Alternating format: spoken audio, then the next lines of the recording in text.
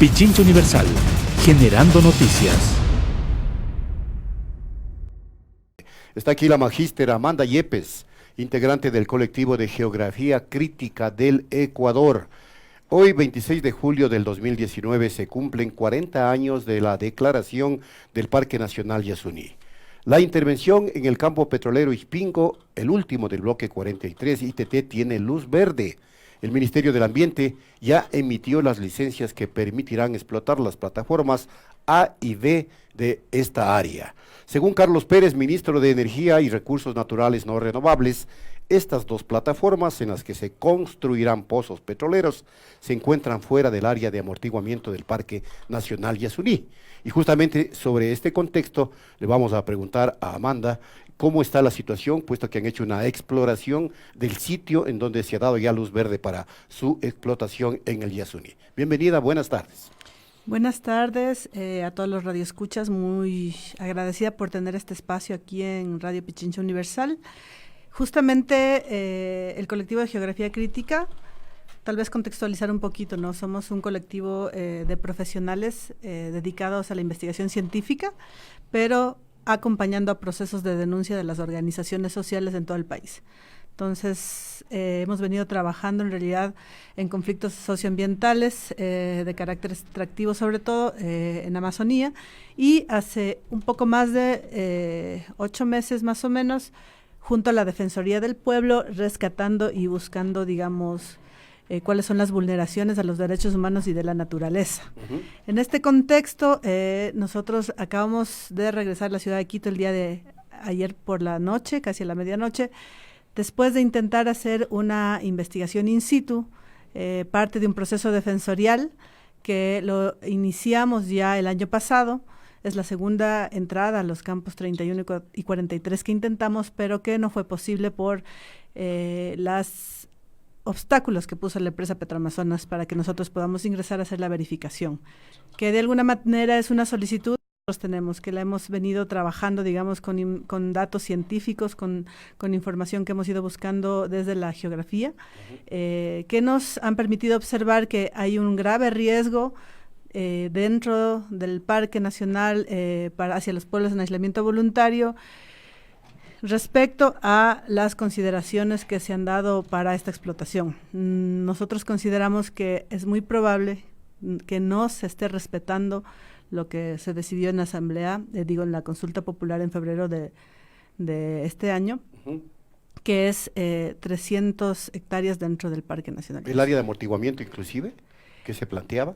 Justamente hay una consideración bien importante. El área de amortiguamiento es parte de la zona intangible del Yasuní. Es uno de los criterios que nosotros hemos discutido con varios actores políticos. Hemos discutido esto en la Asamblea Nacional y hemos discutido esto con la gente de Petroamazonas y con todos los actores con los que hemos ido conversando.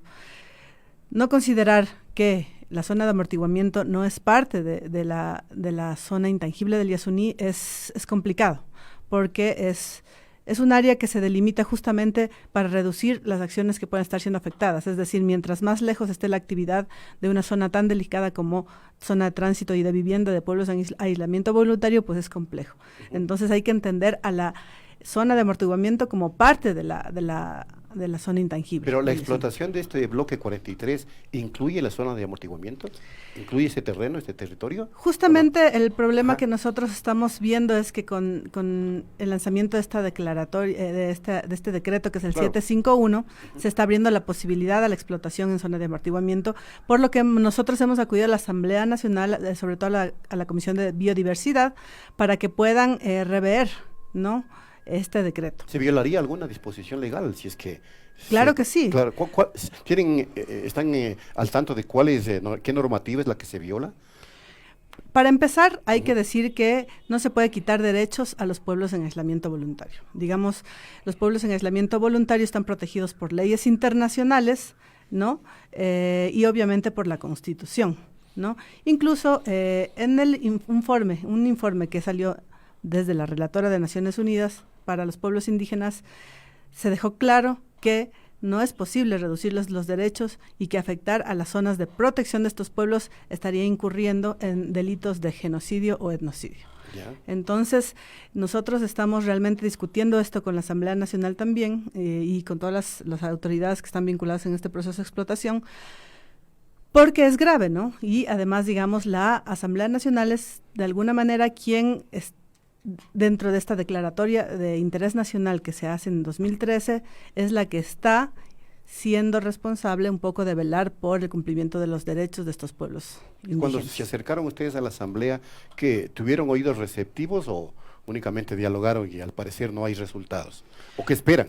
Los resultados fueron para nosotros muy fructíferos, Ya. ¿no? Creo que hay una sensibilidad de los asambleístas, pues son amazónicos, han escuchado nuestros criterios, nuestros argumentos en varias ocasiones y también hubo la posibilidad de intermedir el momento en que el ministro de Ambiente pues dio y el ministro de Hidrocarburos, ¿no? De la Secretaría de Hidrocarburos pudo dar su explicación de cómo está el tema de la extracción allá y pues se asumió que era contraproducente poder afectar a la zona de amortiguamiento, por lo cual se está revisando en la Asamblea Nacional. Pero el ministro Pérez, de Energía y Recursos, dice que no se va a construir o no se va a explotar en el área de amortiguamiento del Yasuní. Ahí hay una contradicción entre lo que ustedes ven, observan y lo que dicen las autoridades.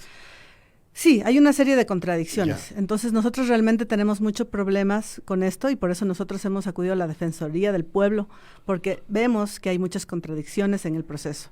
Nosotros como colectivo hemos estado haciendo un seguimiento del tema de la extracción dentro del Parque Nacional Yasuní desde la Declaratoria de Interés Nacional en agosto del 2013.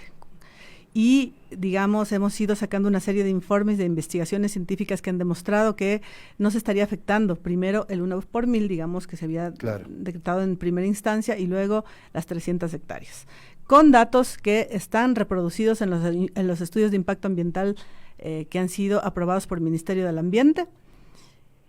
Nosotros hemos hecho un poco estas interpolaciones de información. Entonces, estamos viendo que hay contradicciones. Si bien, de alguna manera, se pide ampliar la zona intangible de los pueblos en aislamiento voluntario, se abre la posibilidad de la explotación de la zona de amortiguamiento, sin tener la consideración de, como estaba explicando hace un momento, es parte de la zona intangible. Entonces, básicamente, estás afectando a la misma zona de protección de pueblos en aislamiento voluntario, que es una cosa complicada y grave. ¿Qué argumentaron las autoridades de Petroecuador para impedir que ustedes ingresen a hacer lo que iban a hacer? Y cuéntenos qué es lo que iban a hacer mucho más técnicamente para que la ciudadanía esté al tanto. Claro, básicamente lo que la Defensoría está llevando adelante es una investigación defensorial, ¿no? Que busca realmente verificar, es una verificación, digamos, de una institución del Estado que tiene todas las competencias, apoyada, digamos, desde la sociedad civil. Digamos, nosotros somos los peticionarios de esta verificación, ¿no? Defensoría del Pueblo, ¿no? Sí. Va a estar aquí el defensor del pueblo el lunes y le vamos a preguntar justamente del tema. Chévere, estaremos muy atentos a ver cómo está la discusión. Y lo que decíamos, nosotros como peticionarios, siendo veedores un poco de lo que está sucediendo en el tema del Yasuní, con todo el derecho que nos da también la Constitución de poder hacer un proceso de observación, ¿no? de lo que está sucediendo, hemos solicitado verificar 3 parámetros, ¿no? Que están además normados en los estudios de impacto ambiental aprobados por Petroamazonas para esta zona, que son la contaminación, digamos, dentro del área de influencia, para el ruido, para el agua y para el suelo. Entonces, hicimos ya un intento en noviembre del 2018 de hacer una primera verificación. Hubieron varios obstáculos que nos pusieron la petrolera y no pudimos ingresar. Sí, con todos los equipos técnicos que nosotros requeríamos, porque había una serie de detalles que no habían sido informados previamente, que no los pudimos cumplir, por lo que no se nos dejó ni siquiera ingresar filmadoras, equipos para muestreo de agua, de tierra, y un dron para hacer las mediciones georreferenciales. Entonces, salimos de esa inspección con solo unos datos de dónde estarían localizadas las plataformas, la dimensión de las plataformas, y en base a eso extrapolamos justamente estos parámetros de zonas de influencia, que son alrededor de las vías 50 metros y alrededor de las plataformas 300 metros. Dándonos unos resultados bien claros, que son alrededor de 600 hectáreas de afectación ya que podrían estar siendo afectadas, perdón la redundancia, dentro del Parque Nacional Yasuní. 600 hectáreas. Sí, 600 hectáreas, ¿no? Ya. Dentro de esta zona, siendo ya sobrepasadas estas 300 hectáreas que se había acordado en la consulta popular. Entonces, sin embargo, como no nos permitieron dejar la primera inspección con todos los equipos necesarios para hacer una investigación rigurosa en términos científicos, nosotros, junto a Defensoría del Pueblo, solicitamos una segunda inspección, ¿no? Para esta inspección hubo una reunión el 20 de junio preparatoria, donde se discutió la metodología y se discutió la logística de entrada con varios funcionarios de las instituciones de Petroecuador y del Ministerio de Recursos. Me imagino también de la Defensoría del Pueblo. Y obviamente con recursos, con la Defensoría del Pueblo. Y Colectivo nosotros y con la Red de Líderes Ángel Shingri. En esta reunión se llevaron varios acuerdos, ¿no? En términos de logística y en términos de un permiso que debían Petroamazonas, perdón si estoy diciendo Petroecuador, es Petroamazonas, que debían llevar hacia las comunidades para que nos faciliten el ingreso a sus territorios. Entonces, uno de los argumentos que nos han puesto a nosotros, digamos, es que no hemos solicitado, digamos, el permiso de las comunidades para entrar a sus territorios. ¿Y entonces? Es decir, no hemos tenido ningún nivel de conversación. ¿Pero es un argumento valedero? No es valedero, justamente nosotros estamos enfatizando que no hubo un cumplimiento a esta reunión del 20 de junio. Esta reunión del 20 de junio,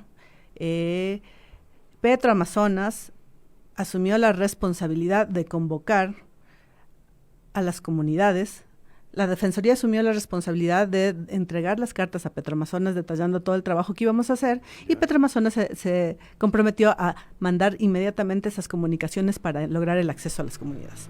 Cuando llegamos allá, simplemente las comunidades se negaron, arguyendo de que habían sido pocos días con anterioridad que habían llegado las cartas y que realmente no habían podido discutirlo en sus procesos asamblearios y por lo tanto no hay una decisión colectiva de permitirnos el ingreso, ¿no?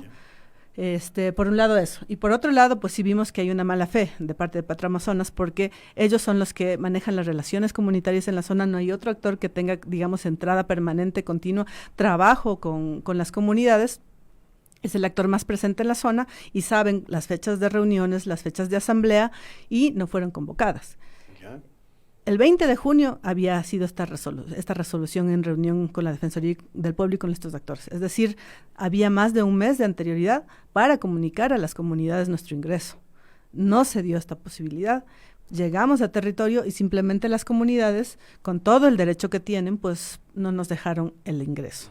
Cosa que nosotros respetamos la decisión de Defensoría del Pueblo, de alguna manera de no entrar siempre que las comunidades así lo decidan, porque es territorio de ellos. Y nosotros, obviamente, muy respetuosos, dijimos, está bien, hagamos el proceso. Pero sí queremos dejar muy en claro que Petroamazonas ahí ha actuado de mala fe y que realmente nos ha impedido hacer un proceso, un trabajo de verificación de lo que es un área muy sensible respecto a la diversidad y a los pueblos que ahí habitan. ¿Cuál es el interés del colectivo de geografía crítica de realizar este tipo de trabajo científico? La ciudadanía se debe estar preguntando aquello. Y segundo, las autoridades energéticas del país lo que dicen es que la explotación puede tranquilamente desarrollarse porque se lo va a hacer con tecnología de punta y más que todo cuidando justamente el ecosistema, el ambiente, el agua, la naturaleza, etcétera. ¿Es posible eso en la explotación petrolera?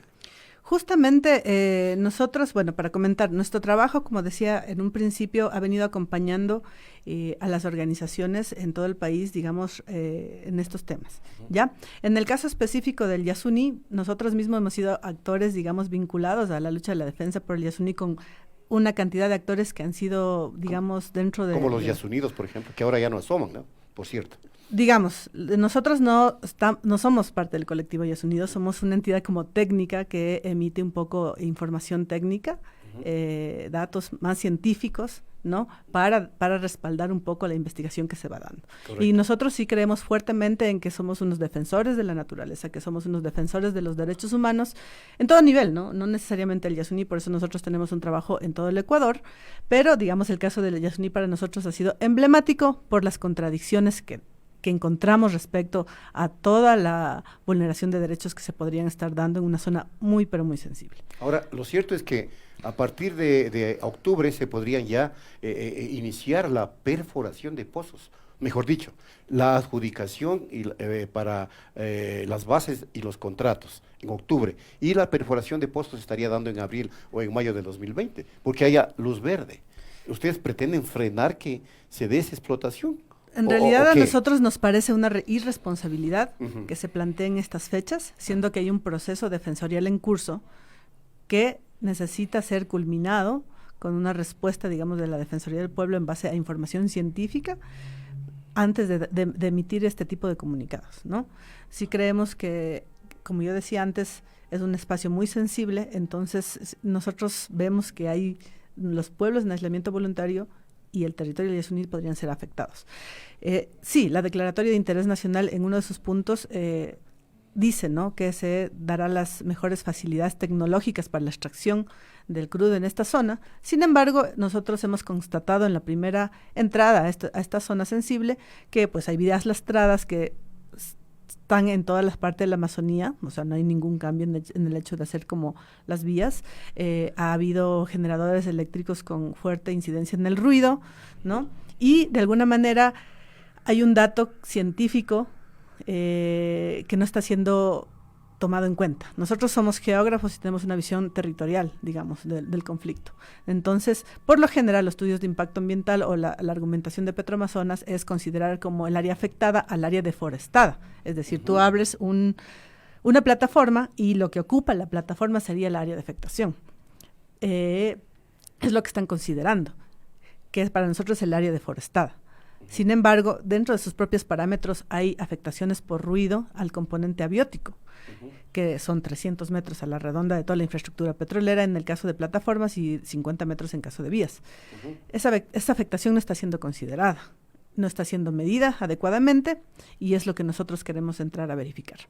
En ese sentido, nosotros consideramos que no se está aplicando la mejor tecnología, ¿no? Yeah. Porque está habiendo una afectación en todo este tipo de variables que son como más diversas y mucho más amplias que solo la deforestación. ¿Qué piensan ustedes de esta dicotomía que se plantea entre explotar o morirse de hambre? Porque si tenemos recursos tan importantes, el Ecuador necesita para poder sanear su economía. Así lo dicen al menos las autoridades oficiales. ¿Qué es lo que sostienen ustedes? Pues nosotros hemos constatado, digamos, a nivel de toda la Amazonía, que la extracción de recursos petroleros ha generado mucha enfermedad y pobreza. Creo que a veces uno que vive en la ciudad se desvincula de lo que pasa en territorio. Es muy fácil y nosotros siempre decimos a la comunidad amazónica y a la gente que habita en las ciudades que vayan y visiten Lago Agrio, que vayan y visiten el campo Libertadores, ¿no? Toda la zona de extracción petrolera antigua que tiene años de explotación. La zona donde explotó la Chevron o la Texaco. Como un ejemplo de los más impactantes, ¿no? Y de los más graves. Pero igual, si ustedes van a zonas de extracción de otras empresas y de las estatales, pues van a ver pues el mismo nivel de afectación. Y no se está tomando en cuenta que este tipo de actividad siempre trae consecuencias en el ambiente. Es decir, es imposible que no hayan derrames, ¿no? Nosotros este último tiempo, para llenarnos, digamos, de información un poco más calificada y técnica, hemos conversado con algunos ingenieros petroleros, por ejemplo, gente que ha trabajado dentro de la petrolera, y nos dicen que siempre hay derrames, que es como imposible, es inevitable, ¿no? Y entonces, aparte de eso, no se está considerando un poco la escorrentía del agua. Hay un derrame y es muy difícil valorar, digamos, científicamente, coger datos, muestras de un derrame, porque eso se va pues curso abajo. Claro, y es el que sufre es el caudal del río, ¿no es cierto? El caudal y las poblaciones, porque digamos las poblaciones amazónicas por lo general se acentúan en las riberas de los ríos. Es fácil ir hacia Guárico, ir hacia el río Guárico, hacia el norte de la Amazonía para comprobar un poco cómo está la situación de las poblaciones. Un caso emblemático es el caso de Pacayacu. Hay un comité de afectados que está básicamente demandando por el tema del agua, porque no tienen agua, porque todo está contaminado por el petróleo.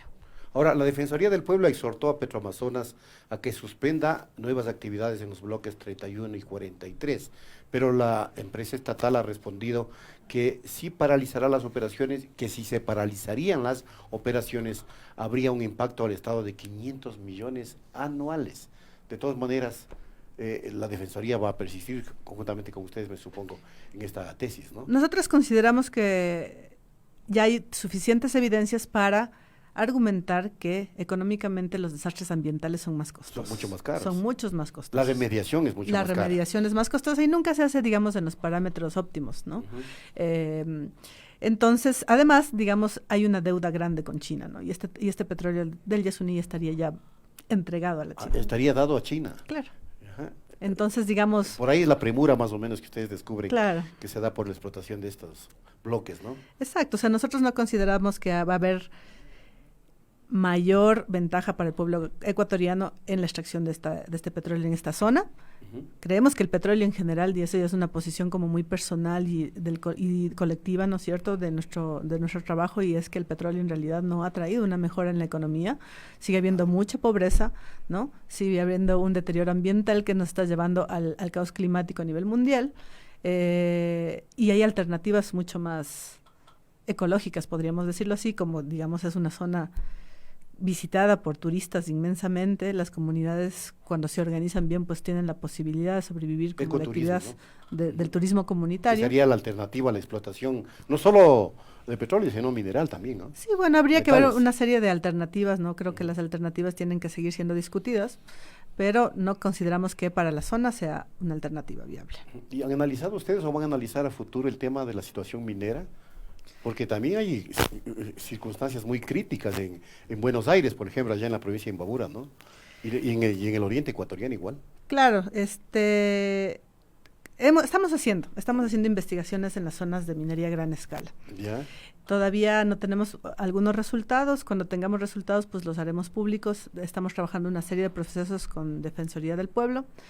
Estamos trabajando, por ejemplo, en el bloque 28, en la comunidad Pastaza, en la provincia de Pastaza, perdón, y estamos viendo qué hay, ¿no? O sea, cómo está funcionando la actividad petrolera. Lo que nosotros queremos de alguna manera es generar información y datos científicos para que las organizaciones que están luchando por sus territorios, con toda la legitimidad, pueblos indígenas, puedan hacer uso de esta información para tener sus luchas, su defensa territorial contra estas empresas, digamos, que son muy grandes y muy fuertes en los territorios. Correcto. Muchas gracias a la magíster Amanda Yepes. Ella es integrante del colectivo de Geografía Crítica del Ecuador. Hemos analizado el tema técnicamente de la explotación del campo Ispingo, el ITT, allá en el Yasuní. Gracias nuevamente. Pichincha Universal. Aquí se escuchan bien las noticias.